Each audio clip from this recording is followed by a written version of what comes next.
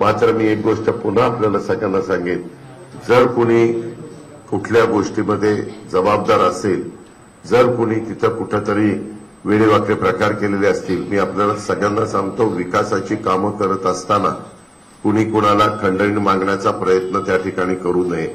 माझ्या ते कानावर आल्यानंतर त्याच्यामध्ये मकोका लावायला पण मी मागं पुढे बघणार नाही. मी कुठल्याही टोकाची भूमिका घेईन.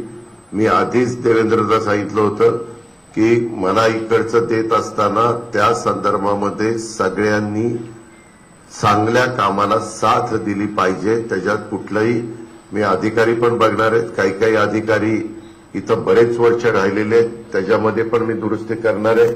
मी सुरुवातीला सांगितलं मी भेदभाव करत नाही, पण जर चुकीच्या पद्धती पूर्वापार चालत आलेल्या आहेत त्याला कुठंतरी आळा घातलाच गेला पाहिजे. जर चालत आलेले असतील तर कुणी त्याच्यामध्ये मी म्हणेल ते, कारण आम्ही बघतो कधी कधी टीव्हीला वगैरे दाखवलं जातं चॅनलला, कुणी रिव्हॉल्वर काढतं, वर काही रिव्हॉल्वर उडवतात, कुणी इथं रिव्हॉल्वर वगैरे लावून फिरतात. मी डिपार्टमेंटला सांगणार आहे, जे कुणी वर रिव्हॉल्वर वाहून फिरेल त्याचं लायसन कॅन्सल करायचं.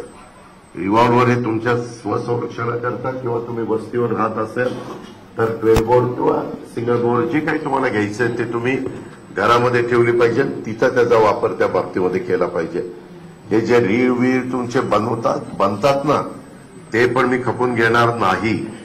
मी सगळ्याला नियम सारखा लावणार आहे. ह्याच्यामध्ये मला टार्गेट करायचं नाही, परंतु बदल झाला पाहिजे हे मलाही जाणवलं पाहिजे, इथल्या सर्वसामान्य नागरिकांना पण जाणवलं पाहिजे.